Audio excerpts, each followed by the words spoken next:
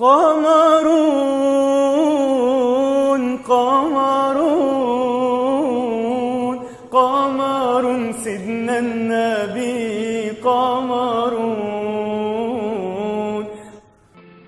Tidak ada satu manusia pun, tidak ada satu negeri pun, tidak ada satu insinyur manapun yang ngaku pernah membuat langit, membuat bumi. Nggak ada. Tetapi semulaikan, kalau kita ditanya mengenai kehidupan manusia ini, maka banyak orang salah paham. Seolah-olah manusia itu bisa berbuat sendiri-sendiri tanpa Allah. Maka Allah Subhanahu wa taala memberikan kepada kita kalimah untuk membersihkan iman kita, membersihkan hati kita ini.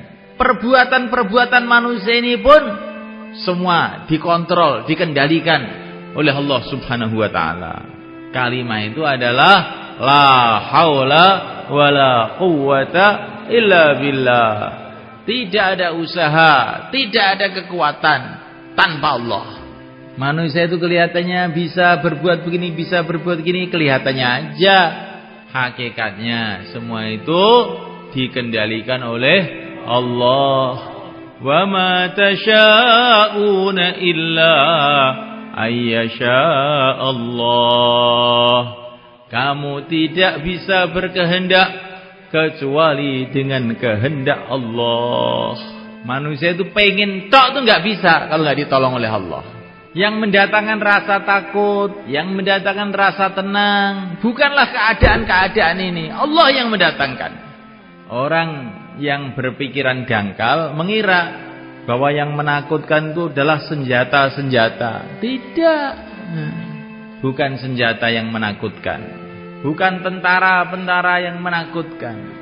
Yang menakutkan pada hakikatnya adalah Allah. Lihatlah tentara-tentara beberapa ribu, semua membawa bedil, semua membawa granat. Ini presiden nggak bawa apa-apa, tapi semua takut sama presiden ini. Kenapa? Allah bikin mereka takut. Lihatlah kopral-kopral itu masih sehat-sehat, kuat-kuat. Jenderal-jenderal itu sudah tua-tua. Kok kopral-kopral itu jadi takut sama jenderal ini? Ayo ke sana, semua ke sana, semua. Ke sini, semua ke sini, semua. Kenapa? Allah Subhanahu wa taala yang bikin mereka takut. Allah Subhanahu wa taala yang berikan mereka taat. Dan kalau Allah menghendaki, bisa saja Allah rubah yang tadinya taat jadi tidak taat, yang tadinya takut jadi tidak takut. Istri saya ini kok tidak taat sama saya. Memang Allah gerakkan begitu, Pak. Nah, terus bagaimana? Man aslaha ma bainahu wa bainallah, aslahallahu ma bainahu wa bainan nas. Barang siapa memperbaiki hubungannya dengan Allah, Allah akan memperbaiki hubungan dia dengan manusia.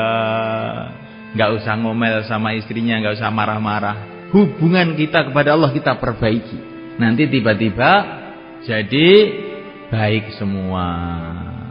Ada seorang ulama pergi ke pasar.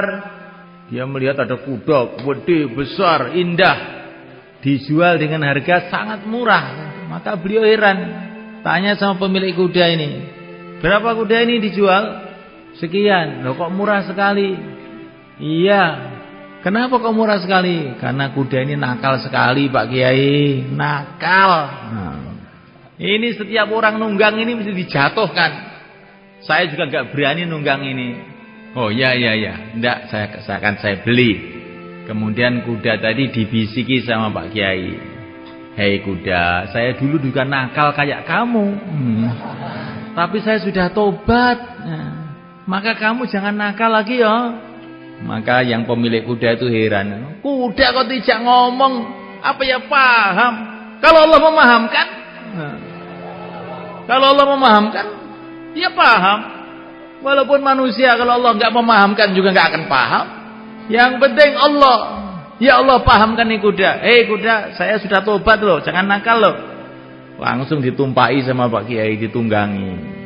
Langsung nurut malaikat. Kuda sudah enggak lari-lari lagi. Diceritakan sama para ulama begitu itu. Maka masalah kita ini sebetulnya dunia ini hanya dengan Allah. Pokoknya dengan Allah tuh baik, dengan lain-lain tuh mudah. Tapi setan tuh menipu kita. Kamu masalahnya dengan istri, masalahnya dengan anak, masalahnya dengan tetangga. Oh, kamu punya banyak masalah. Enggak. Masalah saya bukan dengan istri. Masalah saya dengan yang menciptakan istri, yang mengendalikan hati istri, Allah Subhanahu wa ta'ala. Masalah saya bukan dengan tetangga, masalah saya bukan dengan takmir masjid, masalah saya bukan dengan pemerintah, masalah dengan pencipta alam semesta, Allah Subhanahu wa ta'ala. Kalau Allah ridha kepada saya, beres. Kalau Allah tidak ridha, bagaimana mungkin bisa beres? Hadirin dimulakan otak. Ini ujian pertama. Bagaimana kita kemana saja, di mana saja, yakin hanya kepada Allah Subhanahu wa ta'ala, berharap hanya kepada Allah Subhanahu wa ta'ala, berdoa merengek kepada Allah, ya Allah, ya Allah, ya Allah. Tidak ada bagi kami penolong selain Allah. Itu malaikat orang iman tuh begitu. Ada apa-apa, ya Allah. Satu hari baginda Nabi istirahat di bawah pohon, tahu-tahu orang kafir datang bawa pedang. Pedangnya diangkat di atas kepala Nabi. Hei Muhammad, siapa yang bisa menyelamatkan kamu sekarang? Maka Nabi dengan tenangnya, Allah. Langsung pedangnya jatuh blok. Terus diambil oleh Nabi, diangkat oleh Nabi. Ayo, sekarang siapa yang bisa menyelamatkan kamu?